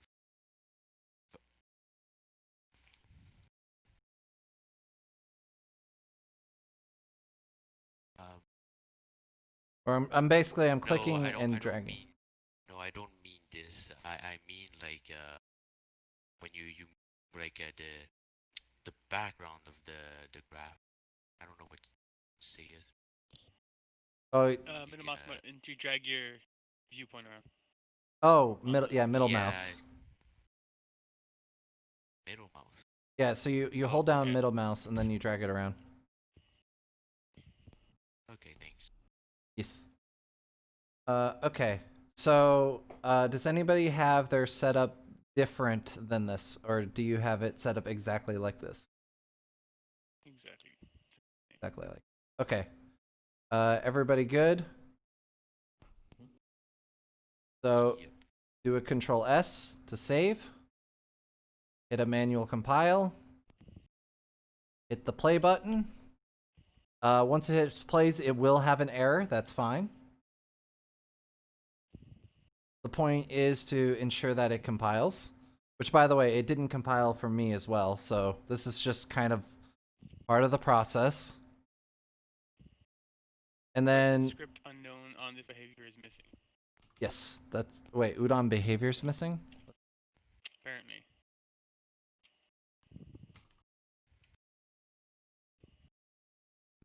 This should be the error that you see. This should be the error that you see. Udon exception occurred during execution. So you have. Yeah. I mean in the yellow. I have the other one. Oh, don't worry about the yellows. But just go ahead and hide those. Oh, then yeah, that's the same. Okay. I have the same error. Yeah, that's fine. This is just because the player doesn't exist. Okay. Like I said, the errors are fine. What we just wanted to do, we hit play just to ensure that it can compile. Because. Oh yeah. Sorry. When I try to hit play, my cube doesn't move. This error that I see in the It appears to the bottom. so as I was, hang on. So you said you're click on that. Oh, yeah, as you can see in my scene as well, the cube isn't spinning. This is fine. This is also why I was like not sure about just adding the display name on this, Hey, but my stuff works. Okay, I got yeah. mine. As I said, and remember this, very, very, very important, there is no player in the scene. Because there is no player in the scene, it breaks the Udon behavior, which is why we want to test it within a test environment, which is what you're going to be doing normally anyways. Because we are referring to the local player and trying to get their name, we need a local player to exist. Since there is no local player within this local test environment, it is going to break. The entire purpose of us hitting the play button is to ensure that it compiles. This is something that I encourage you to do before you actually do an actual test, because you might have to do it several times in order to get it to compile. All right, does everybody understand? So when we hit so everybody did the play, it had an error, all that is fine. What I want you guys to do now is to go to the VRChat SDK window, and we're going to try to do another build. I'm going to be doing another build as well, because when it loaded up, the cube wasn't spinning as well, because the code.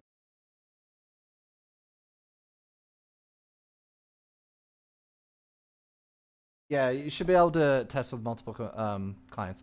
All right, is anybody confused at this point doing the build and test? Nope, got it so. I'm not confused, but I do have another problem.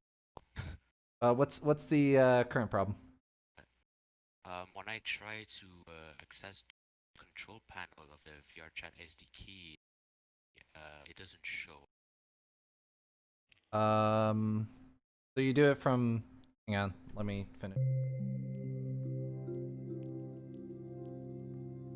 Oh, one thing I also want to reiterate from stream, this is Udon Alpha, so some of these elements are a little bit annoying, but as time goes on, we won't have to deal with these kind of issues. Okay, so you said that the SDK is not showing, so do you not see VRChat SDK at the top? I see a SDK, and then I try to click show control panel, and then it just does nothing. Do you have this control panel somewhere in your scene already? No, I only have it the very top where. Okay, now it wants to appear. Okay. There we go. Unity can be fickle sometimes. Yeah. All right, yeah. Do a build and test. Okay. And make sure you click the button to force non-VR. And hopefully it doesn't do what Stokels did and force them into VR. Yeah. I said to unplug my headset. Oh, hell yeah. Yeah, the whole forcing VR has always been a little bit annoying. Hey, want to know a little known fact about the Index headset? Sure. The Index headset gets to code, you'll get a glowing effect on your LCD screen. Okay, so what do we do then in the? Yeah, I found that out the other day. I thought my headset broke. So did you go to the Builder tab? After you, sorry, with authentication, you need to make sure to log in. Go to the Builder tab. Down at the bottom, will say Local Testing. Number of clients, make sure that's one. Doesn't? Mine says about VRC scene descriptors and things. Oh, yeah, if you see those things, there should be buttons related to it. Just hit the button to add or auto or whatever. Whatever it asks for, just hit it. It's got some stuff that it needs to add first. It just has a box of text saying that, but then there's no buttons. Are you able to scroll it? Here, send me a screenshot of what you guys see. Bill and Sekwa, send me a screenshot. Yeah. So, to me, the force non-VR thing is kind of new. What I've always had to do in the past is create a batch file that forced the non-VR option or no VR option on the executable. Glad to know that they actually put that in there. Did you not make a scene descriptor? When we were I doing must the not have. I stepped out for a sec. Oh, okay, real quick to get that made, just create a new game object, add component, and you're going to want to look for a VRC screen descriptor. If you just look for a scene descriptor, descriptor, you should be able to find it. Just make sure to add that to the scene. It needs one of those to understand if it's a world or an avatar. On me? All right, good. That's sorted. Oh, Phil, for you, you see where it says set up layout? That button? Yeah. Click it. Okay. And if any other buttons set up, while you still have that red triangle. Set collision matrix. Yep. Do that. Okay. Yeah, it's basically Wait, there's build. Huh? There's Android for this? Yes, you can. So the reason why for Android is for the Oculus Quest. Ah, yeah. Oh, Forgot yeah, that runs on I wanted Android. to say index. Get that out of my head. You've got one of those. Stop making it sound inferior.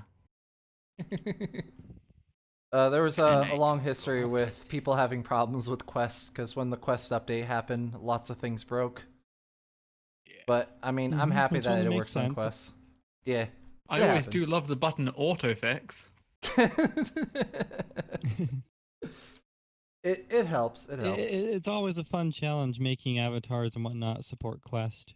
Yeah, because you got a lot more limitations. Yep. You've always got but the it option makes of you- not. Yeah. Well, I mean, you could not, but you could You better do take so and learn how to actually optimize things instead of having avatars that have, 6,000 materials and whatnot on them. Ah, good point. Look at my avatar. Look at how much it does, but it's still rated a green avatar. Mm-hmm. I still need to Exactly. figure out the shader things. They're so cool. Yes. I remember. made these shaders in Amplify, a node-based shader editor. I remember, Sekwa, the first time when I was trying to pull you into here, I knew the shader thing would be a thing you might have interest in. Yeah, but then there was other things I had to figure out, and you lost me. I do know that there are shaders such as Poyomi shader, which it's like they just have so many options that they tried to pack into one shader. Like you apply the one shader and you can do all sorts of things, whether it's with lighting, special effects. All right, I want to get us back. I want to get us back on topic. Anyway, sorry. Yeah. So, is anybody having trouble Yeah, running fine. your local test environment? No, I was able to local test. So no troubles? No troubles for me. Okay, so on screen I got my own local test environment. You should see your little canvas with the output and your spinning cube. Is anybody having an issue where the cube's not spinning or the name is not presented?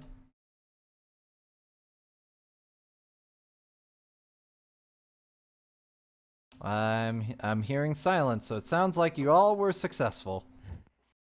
Yes. Yeah. Yes, great. Okay, so with this knowledge, you currently have the tools needed to start experimenting around with the different elements within Udon. Now, there are going to be lots of different things that will be complex that you might need help with. But what I want to do is give you guys the assignment to try and see if you can display these other elements within your code. This is the exact same thing that is right here that you have on your display. That's essentially exactly how to do the code. If you want to try and just seek out the individual elements yourself, but I want you to go ahead and start displaying different elements on this canvas. When we earlier duplicated the text fields, if you need a little more information on how to do that, I can go ahead and explain. But duplicating the text fields so you can like drag them and whatnot and edit them. Ah, that's the thing I was missing. I was missing a vector 3 to string. Because I was already trying to work on getting the rotation by myself, but I couldn't figure it out. Okay. So you don't have to do all of them. Go ahead and do as many as you want. And what I think might be good to kind of wrap up the class is to visit the individual elements. But before we get to that, while you guys are going and working on it, anybody who is currently at this point interested in messing around with the UdonSharp that already has your IDE set up, which I mentioned before, you could get Microsoft Visual Studio. You can technically edit it in Notepad if you don't have anything. But on this element, on this section of the class, if you're not interested in Sharp but just want to mess with Graph, go ahead and just mess with Graph. But I'm going to explain how to set up a UdonSharp code and how to get a cube spinning from it. Okay, I'm going to go ahead and close this.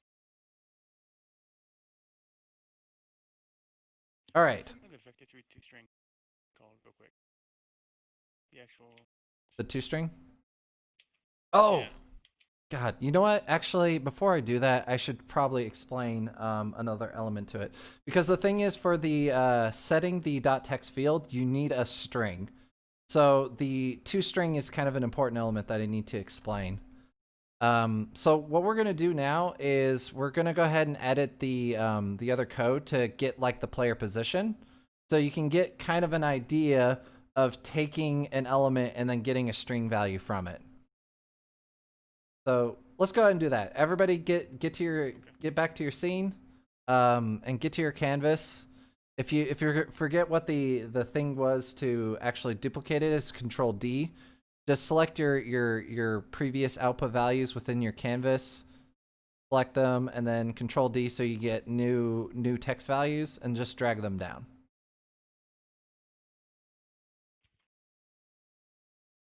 All right, is anybody confused about how to do that? No. Okay, so now what we have is we have our second output value. Instead of calling this cube name, we're just going to call this player position.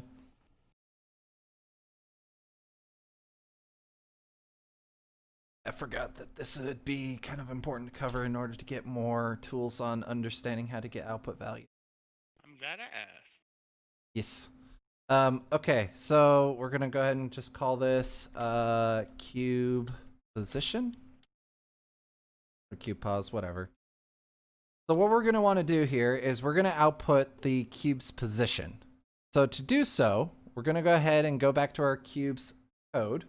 Click, click, click. We're in the code. All I'm doing is just getting to our editor.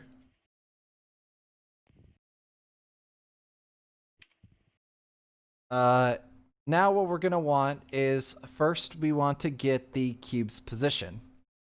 So remember that this code is referring to the cube when it comes to an instance of the transform. But what we want to do is get the transform, which is related. Actually, let's do the rotation instead, because that one's actually changing. Be a little more interesting. So we're going to go ahead and get the cube rotation. It's the same thing. Essentially, it's a get from the transform itself. The transform has position, scale, and rotation. In this instance, we're going to go ahead and get the rotation. So to get that, we're going to want to type in transform dot get space rotation. So this will get an instance of the transform's rotation. And this is the value we're going to want to see. So you'll note that this will take an instance in to be what we're referring to, and then it'll output a Crotonian. Rotations, when you're doing like the current like rotation, are measured in Crotonians instead of vector 3. It's just, as far as I could tell, more complicated representation of a rotation, because rotations can, spin infinitely and whatnot. It's a math-related thing. The only thing you have to worry about... Wait, you're talking about rotations? Yeah, Crotonian rotations. The whole point behind those is you can pretty much take 2 points in space of any angles, and you can make a smooth transition between the two of them. For rotation? Yeah, the whole point for those rotations versus just normal degrees is the fact that you can take 2 any rotations and you can make a smooth rotation from one to the other. Because if you smooth out the value of a 360 degrees, if you've got negative 350 and then like 20 degrees, it's going to spin. To go a few degrees, it's going to go the whole way around as opposed to just those few degrees. Oh, okay. So like the quaternion is just kind of like the representation of its rotation as per its, I guess, transition as opposed to its points. It's a weird matrix thing, but it basically allows you to draw a straight line from one position to another that's a lot shorter than the way that you do in degrees. It's a whole thing in itself. There's a few tutorials you can find online, but if you don't like maths, don't even try and find it. For our purposes, all you need to know is that it outputs a value called a quaternion. So a weird value, has purpose, but we want to see what it actually looks like. So what we're going to want to do is we need this quaternion as a string. So we're going to add a node. We're going to go type in quart. Make sure to spell it right. And you can see like there's a lot of references to it. But we're going to want to do something very specific, which is .toString. So what .toString does is .toString is a method that any object in C# has. Technically, strings have it, if I recall correctly. Ints have it. Everything should have it. The idea behind it is that it will convert that value to a string, which is kind of like a universal variable that can be used to kind of convert to other things depending upon what you're doing with it or modified. As mentioned before, string is just a list of characters, and since it's a list of characters, you can get a lot of information out of it. So what we're going to want to do is convert this quaternion to a string using the .toString method. I would recommend, if you have trouble remembering things like I do, definitely write down or remember somehow .toString, because it's very valuable whenever you're trying to get information. So this .toString is going to take in an instance of a quaternion. You just kind of drag it in, and bam, we now have the reference that we need here. Now, we could go ahead and find this text.setText again, but because this is Unity, if you click it and press Control D, you'll get a copy of the instance of that node. So we're going to want another instance of this text.setText because we're going to want to set our new text value. Drag that noodle over there, drag this string value to its value, and this will output. Now, there is one important thing that we're missing here. Can anybody point it out?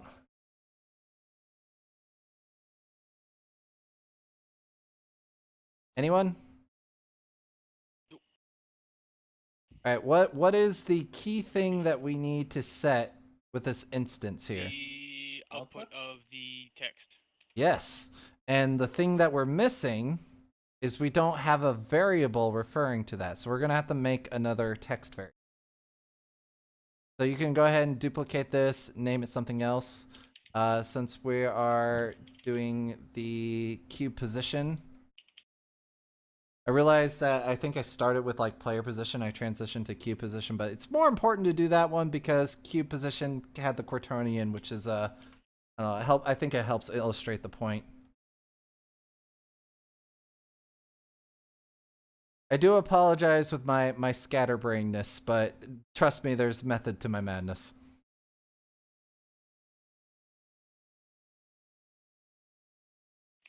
It's stuck in toaster. Okay, so we want this other value here, which is going to be cube position output. Make sure it's public. Now what we're going to need is we can get a duplicate of this get variable instance, so click it, Control D. And now we're going to set this to cube position output, and then set it to here. All right, is anybody confused at this point?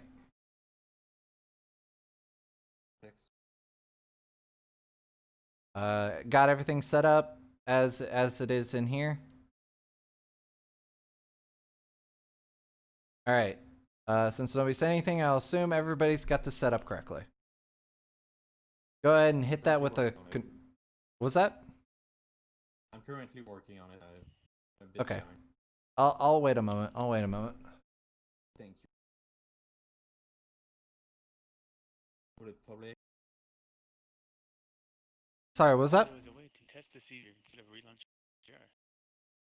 So you need to create a text set, a set for the text. Yes, you want a text set text. Yeah, and you want also You want a new get as well for your new value. yeah, a get variable. Yes, get variable. Link to the intent. And you can get them by just clicking the node and Control D. What? What was that? I'm trying to figure out the player location thing, but the outputs are just zeroed out. Yeah. The get location, like the player location, Yeah. Here, let me. or the cube location. Yeah, I was trying to attempt player location, and that's the output I got in VRChat. Did you make sure to refer to the player node with the local player? Yeah. Check though. Sorry, did you say you did or you didn't? I did. Did. Yeah, let me check this. I can cover that in a sec, but yeah, essentially you just need the player the local player. You need to convert that to, sorry, not convert that, set that to a get position, and then you're gonna set the output of that to a toString, and I believe you want a vector for position. Oh no, yeah, okay. I got vector3 player location, a position to vector3 to string. You might. It looks like you have that set up correctly. You're just gonna have to like keep save, compile, play, and then build. Ah, okay. It looks like you might have it set up correctly, but okay. So Phil, you got yours set up? I think I pretty much got the basics down, and I probably make things here. Yeah. Phil, you got yours set up? You good?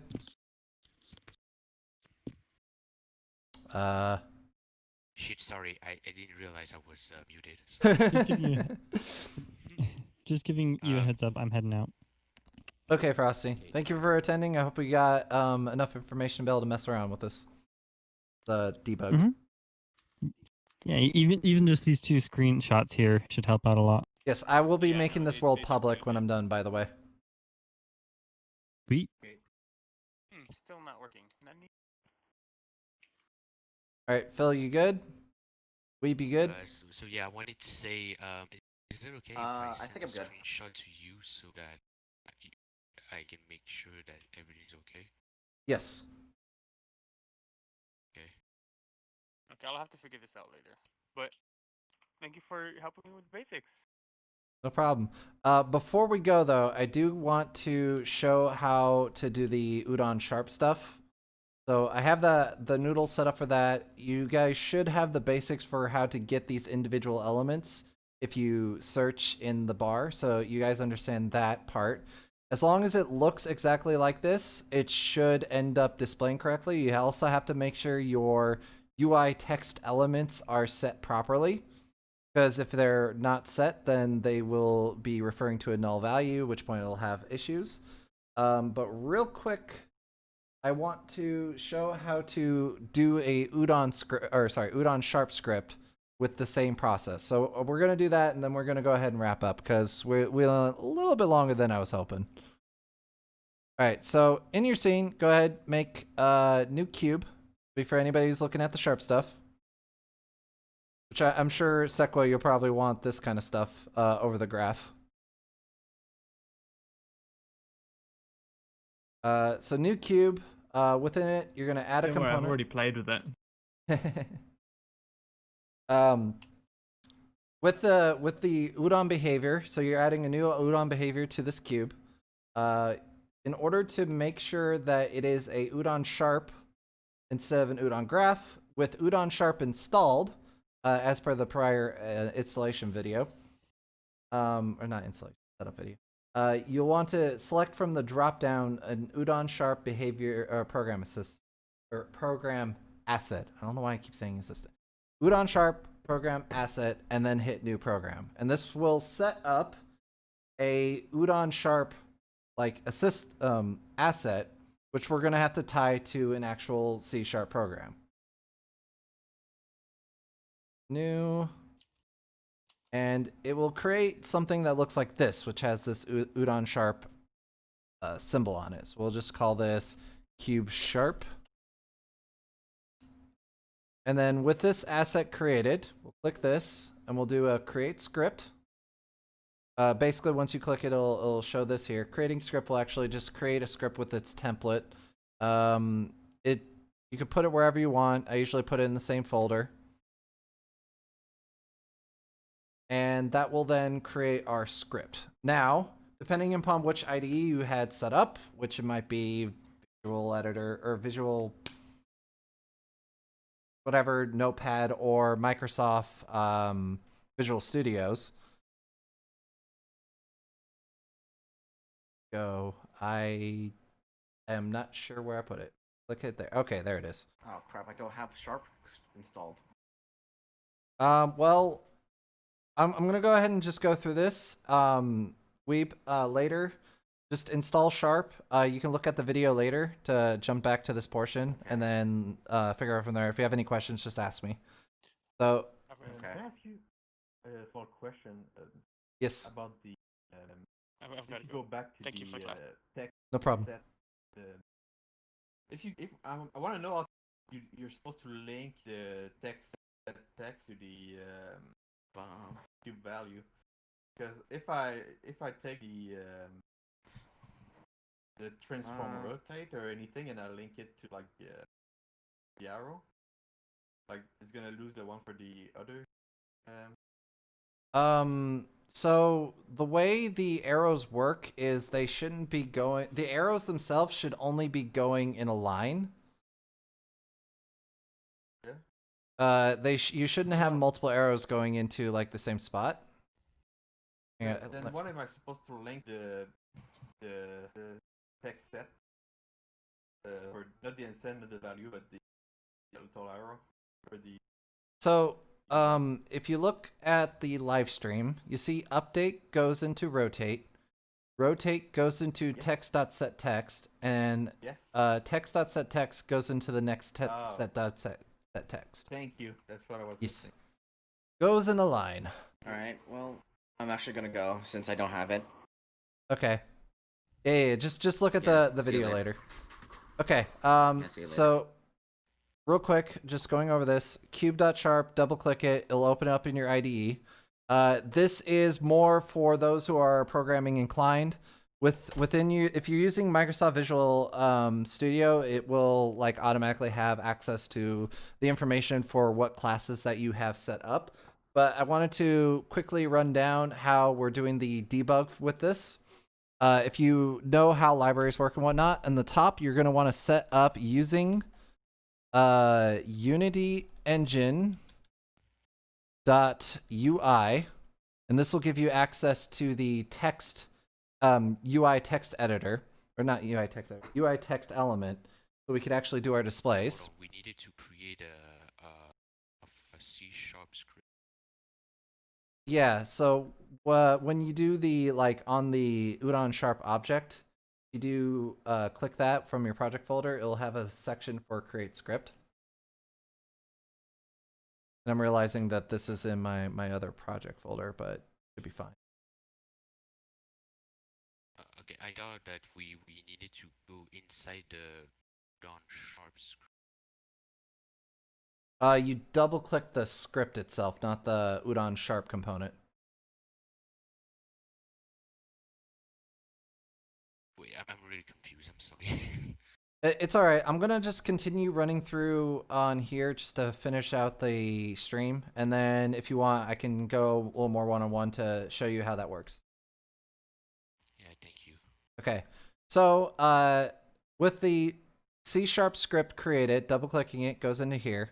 As mentioned before, with the using unity.ui allows us to get access to the text element. So in order to create a public variable, you, as would normally do, have public as your start, and we want a text element, which is just text, and we're going to have like player name output. So this is pretty much the same thing as creating the UI text element that we did before, and it's set up in here. So next thing we're going to want to do is we're going to want to create that update event. If you just hit update and then, or like up update enter, it will create all of this. If you don't have Microsoft Visual Studios or an IDE that can do that, you're going to have to type out private void udon open close bracket, and then the curly brace open and close. That will create this setup to run the update event. Now, the next thing we're going to want to do is we're going to want to set up the player output.text so we can actually set it. To do a set, it's literally just doing equals. I believe, let me make sure that this doesn't have, yeah. The text, you could just do equals. And now we're going to need the player's display name. So in order to get access to that, we're going to have networking. Networking is that same object that we used before, that we used to get the player's name, or get the local player. So networking.local player. Now that is the local player that we mentioned before. And then dot display name. Then you, I think that's not a method. Okay, yeah. So dot display name. This will do exactly what we did here in the graph. Go ahead and, okay, Unity, you can stop doing that. Bam, bam. Okay, this will do exactly what we did here. We have the text.set, we have it equaling to, which we refer to here, we have it equaling to the player.local player. Now the next thing we're going to do is we're going to have the rotate, so we have the cube actually rotating. So as I mentioned before, every cube has a transform, so if you just do transform, it refers to the object that the program is on's transform. And then we do dot rotate. If I can spell it right. Here it is, rotate. And this is a method, so you're going to have an open and close bracket, or close, called, brace, open brace, whatever, this symbol here. If you're doing programming, you know what I'm talking about here. But in here, when you hit comma, it will give you kind of all the potential uses of this method. What we're going to want is the one that we were using before. We can refer to an axis and an angle. So for this axis, it wants a vector 3. So what we're going to want to do is hit new, or sorry, have new, I can type new vector 3. And this will create a new vector 3 reference, so we don't have to create one. And then we're going to want to do that 101 that we did before. So this will create a new vector 3, which this is the axis that we were talking about before. And now what we need is the angle. We're going to set that to 1, as we had before. And that will do exactly what this is doing right here. As you can see, this is a vector 3 of the axis, which has an x, y, z. Which we have at 0, 1, 0, and the angle of 1. And since this is referring to the instance, this is doing exactly this, which is referring to the object's transform. Okay, so now if I go back into the scene, and, well, if I hit play, it's not going to rotate, but I'll go ahead and make a new instance. And I am having a bit of a learning experience with how to run this class. I do think I need to shorten more of the stuff that I teach. This took a little bit longer than I was hoping for. Right now I'm doing a build and test, and what you see... Oh wait, this is gonna break because I didn't... What is the display name?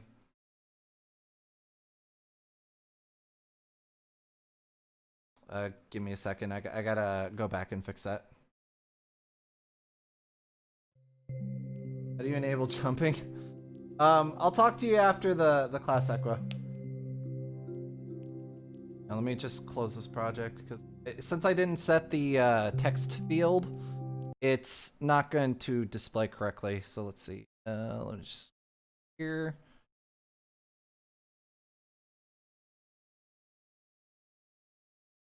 Go. Go ahead and duplicate those. Here up. I'm not gonna bother with the name on it.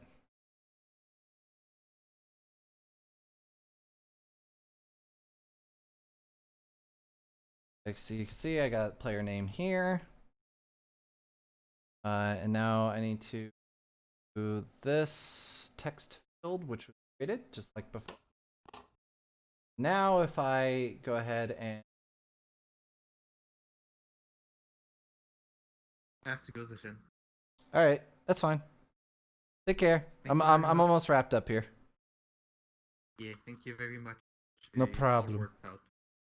Yeah, and if you have anything that you want to ask, there are two things that I'll mention. One, highly recommend joining the VRChat main Discord because there's a whole Udon section. So if you have any like Udon questions and I'm not around, there's a lot of people in there who can answer. Thank you. Yeah, there you go. Cube is spinning. Player name. This one's broken because messing with stuff. But yeah, now it's spinning around. Just like how it should be. Okay, so that's how you go through the basics of getting the Udon script set up. Kind of rushing things at the end of this class, but yeah, that's been the first Udon class. Hopefully next week I'll get something set up and we'll continue on from there to learn other concepts. Thank you for joining the class. And I will see you all next time. Take care. Oh, sorry. Before I go, I should mention, yes, join that VRChat Discord. Highly recommend. Please do. If you want to know where it is, just go to vrchat.com. There should be a reference in there somewhere. In the Udon section, there'll be plenty of talented people who can help you along with trying to figure things out. Next week, I'll keep an eye out on my Twitter, which is @HeroesandFools. I'll be posting what I plan to do. Also, I will be making this world public. If you guys want to stop by and take a look at the stuff, it will just be called, I'm probably going to change it to like Udon class or Zeshin's Udon class or something like that. And it'll have this thumbnail here. So if you want to stop by, take a look at what's on this board here and try to recreate it yourself, feel free to. And yeah, that'll be it. All right. Thank you all for stopping by, and I'll see y'all next time. Take care and goodbye.